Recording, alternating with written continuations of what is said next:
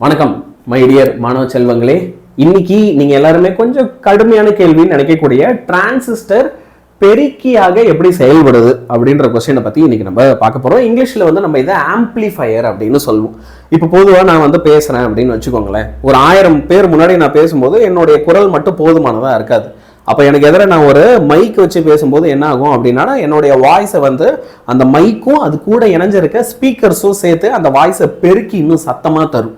அதே மாதிரி தான் இங்கே ஒரு டிரான்சிஸ்டரும். அதுவும் இந்த டிரான்சிஸ்டர் நம்மளுடைய எலக்ட்ரானிக் டிவைஸ் எல்லாத்துலயுமே இருக்கு. இப்போ நீங்க இதை வந்து ஒரு மொபைல் ஃபோன் மூலயமா நீங்க பாக்குறீங்கன்னா இந்த மொபைல் ஃபோன்லயுமே டிரான்சிஸ்டர் இருக்கு. ஓகே, அண்ட் இந்த மாதிரி எலக்ட்ரானிக் சர்க்கியூட்டுகள்ல நம்ம மொபைலோ இல்ல டிவியோ கம்ப்யூட்டரோ இந்த மாதிரி எலக்ட்ரானிக் சர்க்கியூட்டுகள்ல இது பொதுவா வந்து பாத்தீங்க அப்படின்னா ஒரு நாட் கேட்டா, என்ன கேட்டு நாட் கேட்டா வந்து செயல்படும். அதாவது இப்போ நான் ஒரு 0 அப்படின்னு சொல்லி ஒரு உள்ளீடு தரேன் அப்படின்னு வச்சுக்கோங்க, இன்புட் வந்து தரேன் 0 அப்படின்னு. அப்ப அதோட வெளியீடு எனக்கு எப்படி இருக்கும்னா வந்து 1, அவுட்புட் வந்து 1 இருக்கும். இதே நான் 1 உள்ளீடு தரேன் அப்படின்னா அப்ப அதுக்கான வெளியீடு வந்து எனக்கு என்னவா இருக்கும்னா 0. அப்ப நான் என்ன இன்புட் தரனோ அதுக்கு நேர் எதிரான அவுட்புட்டை வந்து அது கொடுக்கும். சரியா? இதான் வந்து டிரான்சிஸ்டருடைய மெயின் வேலை. எங்க நம்மளோட எலக்ட்ரானிக் சர்க்கியூட்டுகள்ல இந்த கொஸ்டின்லயும் நம்ம அதை பத்தி தான் பார்க்க போறோம். அதே மாதிரி இதுல நீங்க பரீட்சையில என்னென்ன எழுதணும் எதை எழுத தேவையில்லை அப்படின்றதையும் நான் சொல்லுவேன். ஓகே, இங்க நான் ஸ்கிரீன்ல காமிக்கிறது மட்டும் நீங்க பரீட்சையில எழுதுனா போதும், வேற எதுவும் எக்ஸ்ட்ராவா தேவைப்படல. சரியா?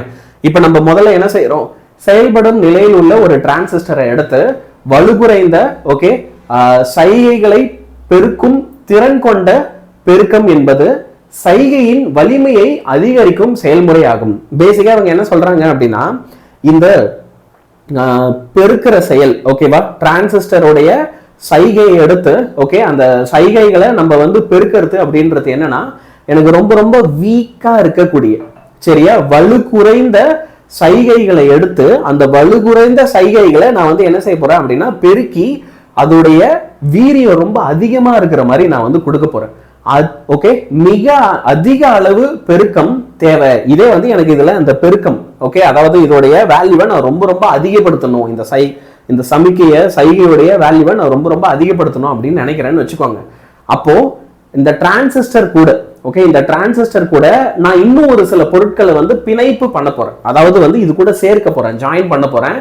அப்ப அதெல்லாம் வந்து என்னென்ன அப்படின்னா, ஒரு மின்தடை அதாவது ரெசிஸ்டன்ஸ், அது மட்டும் இல்லாம ஒரு மின் தேக்கி, இங்கிலீஷ்ல கெப்பாசிட்டர்னு சொல்லுவோம், ஒரு மின் தேக்கி, அது மட்டும் இல்லாம மின் மாற்றிகள் டிரான்ஸ்ஃபார்மர்னு சொல்லுவோம். நம்ம ரோட்ல எல்லாம் அங்க வச்சிருக்காங்கல்ல டிரான்ஸ்ஃபார்மர், என்னென்னலாம் பயன்படுத்துறோம், ஒரு மின் தடை, மின் தேக்கி, மின் மாற்றி, இதெல்லாம் வந்து அது கூட இணைக்கிறது மூலயமா இதோடைய செயல்திறனை நம்ம வந்து ரொம்ப ரொம்ப அதிக அளவுல பெருக்கலாம்.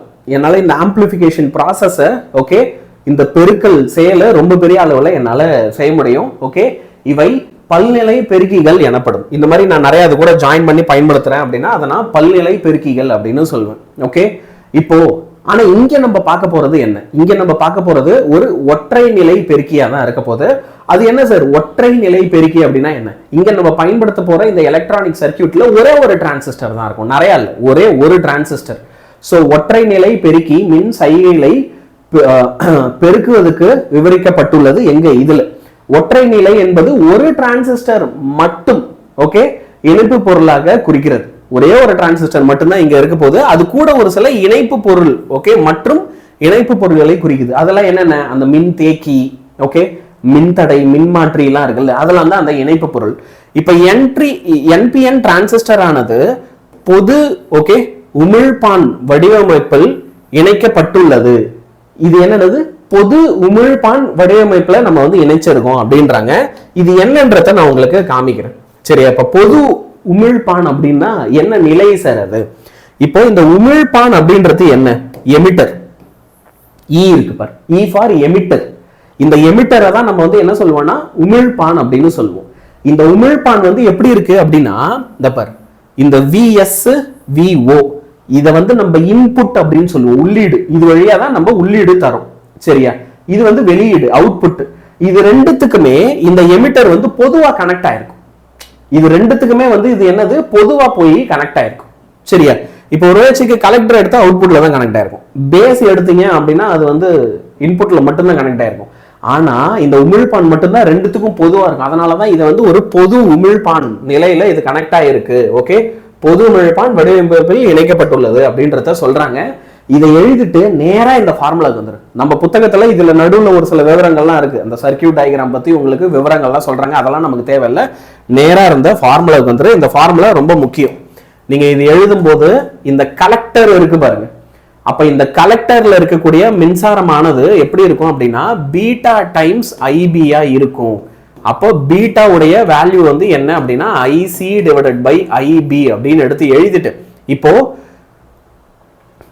இந்த ஃபார்முலாவை எடுத்து எழுதிட்டு நம்மளுடைய இந்த கிர்ச்சாஃப் உடைய விதி இருக்கு இல்லையா, அப்போ அந்த கிர்ச்சாஃப் உடைய விதிப்படி ஓகே இப்போ நம்ம என்ன செய்ய போறோம் அப்படின்னா இங்க VCE is equal to VCC minus IC into RC.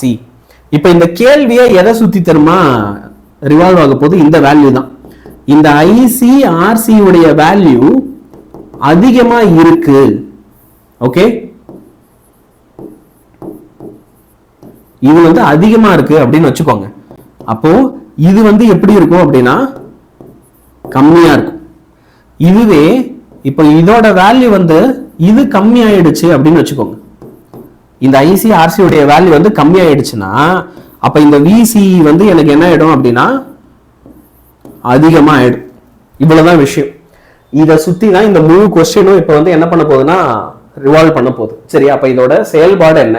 Okay, இதோட இன்புட் என்ன, அவுட்புட் என்ன, உள்ளீடு சைகையின் நேர அரை அலையின் போது என்ன இங்க நிகழும். இப்ப இதுதான் வந்து உள்ளீடு அலை. இந்த உள்ளீடு அலையில நான் பாசிட்டிவ் நெகட்டிவ்னு இந்த ரெண்டு பக்கமா பிரிக்கிறேன். இப்போ உமிழ்ப்பான் ஓகே அடிவாய் குறுக்கே உள்ள முன்னோக்கு மின்னழுத்தம் வெளியீடு சைகையினால் VS அதிகரிக்கப்படும். நீங்க வந்து என்ன செய்றீங்க, அந்த உள்ளீடு சைகை இருக்குல்ல, இன்புட் சிக்னல்னு சொல்லுவோம், உள்ளீடு சைகை VS அதை வந்து நம்ம அதிகப்படுத்துறோம். அப்போ இதை அதிகப்படுத்தும் போது எனக்கு நேரடியா என்ன ஆகும்னா இந்த IB உடைய வேல்யூ அதிகமாகும். இது நேரடியா போய் எனக்கு IC உடைய வேல்யூவை அதிகப்படுத்தும். IC உடைய வேல்யூவை இது அதிகப்படுத்தும். அப்ப இது நேரடியா போய் RC வோல்டேஜ் அக்ராஸ் RC அதிகப்படுத்தும். இது ஒரு அப்படியே ஒரு செயின் மாதிரி நடக்கும். இப்ப இந்த பாயிண்ட் முடிச்சிட்டீங்களா, இதை படிங்களேன். இதன் விளைவாக அடிவாய் மின்னோட்டம் அதாவது IB ஓகே அதிகரிக்கும். சொல்லிட்டாங்களா, IB அதிகரிக்கும். இதன் விளைவாக அடிவாய் மின்னோட்டம் அதிகரிக்கும். இதனால் ஏற்பான் மின்னோட்டம் அதாவது கலெக்டர் IC ஓகே பீட்டா மடங்கு அதிகரிக்கும். இது வந்து எனக்கு என்ன செய்யுது, நான் உங்களுக்கு ஃபார்முலா ஏற்கனவே சொன்னேன் இல்லையா, என்னது IC is equal to beta into IC ன்னு சொன்ன, அதனால பீட்டா மடங்கு அதிகரிக்கும்.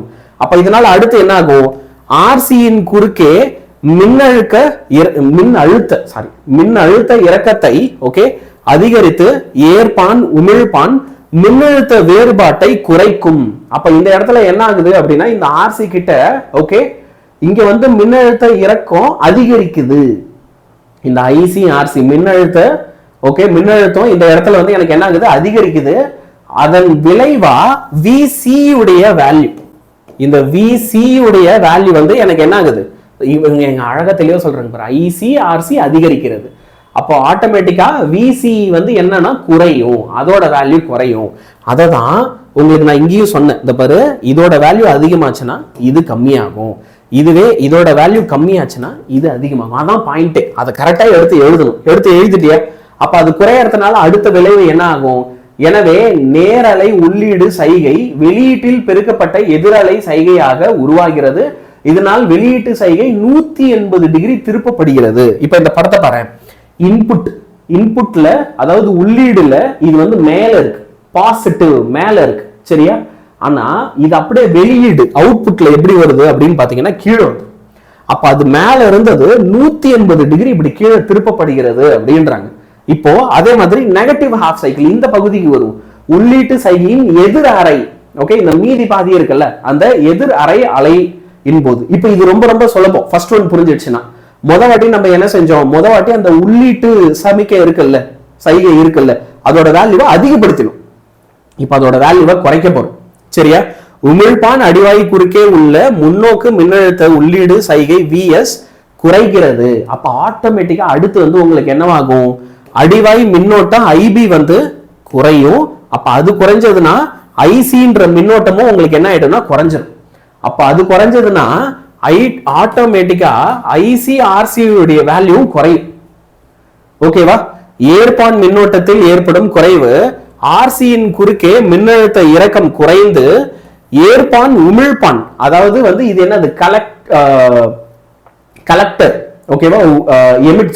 உமிழ்ப்பான்னா எமிட்டர், ஏற்பான் உமிழ்ப்பான் மின்னழுத்த வேறுபாடு VCE வந்து எனக்கு என்ன ஆகுதுன்னா அப்ப இந்த வாட்டி அதிகமாகுது. ஓகே, இந்த வாட்டி VCE வந்து அதிகமாகுது. அப்ப நான் சொன்னது அழகா இங்க நடக்குது பாருங்க. இந்த வேல்யூ வந்து எனக்கு கம்மியாயிடுச்சு, ICRC இந்த வாட்டி கம்மியாகுதுன்னா ECE வந்து என்ன ஆகும்னு அதிகரிக்கும்னு, அதே மாதிரி அவங்க வந்து நடக்கும் அப்படின்றாங்க. அப்ப எனவே எதிரறை உள்ளீட்டு சைகை வெளியீட்டில் பெருக்கப்பட்ட நேர அறை சைகை ஏற்படுத்துகிறது. ஓகே, இப்ப என்ன ஆகுது? எதிரறை உள்ளீட்டு சைகை வெளியீட்டில் நான் எதிரறை உள்ளீட்டு சைகை கொடுக்கும்போது பெருக்கப்பட்ட நேர அறை சைகை வந்து ஏற்படுத்துகிறது. அப்போ எனக்கு நெகட்டிவ் நான் கொடுக்குறேன், எதிரறையா இருக்குன்னா வெளியே வரும்போது அது வந்து நேர அறை சைகையா தான் எனக்கு வெளிவருது. இவ்வாறு உள்ளீட்டு சைகையின் எதிர் அரை சுற்றின் போதும், அப்ப இந்த எதிர் அரை சுற்றின் போதும் எனக்கு வந்து என்ன ஆகுதுன்னா அதே 180 டிகிரி, ஓகே, 180 டிகிரி கட்ட வேறுபாடு அப்படின்றது இங்க உருவாகிறது அப்படின்னு சொல்லி சொல்றாங்க. மாஸ்ல ஸோ இதே மாதிரி உங்களுக்கு எல்லா கேள்விகளும் வேணும் அப்படின்னா நம்ம சேனலுக்கு சப்ஸ்கிரைப் பண்ணிக்கோங்க. உங்க நண்பர்கள் எல்லாருக்குமே இதை வந்து பகிர்ந்துக்கோங்க. கண்டிப்பா நம்மளோட வீடியோவை லைக்கும் பண்ணுங்க. ஓகேவா? எல்லா தமிழ் மீடியம் குழந்தைங்களுக்கும் இனிமே இதே மாதிரி நான் எல்லா கேள்விகளையும் அழகா நடத்தி போடுறேன். உங்களுடைய பப்ளிக் எக்ஸாம் நேரத்தில் இந்த கேள்விகளை இந்த மாதிரி படிக்கிறது உங்களுக்கு ரொம்பவே பயனுள்ளதாக இருக்கும். சரியா? கவனித்தமைக்கு நன்றி பசங்களா. மறக்காம சப்ஸ்கிரைப் பண்ணிக்கோ. அடுத்து உங்களுக்கு என்ன கேள்வி வேணும் அப்படின்றத கமெண்ட்டும் பண்ணுங்க. சரியா? பாய் பாய்.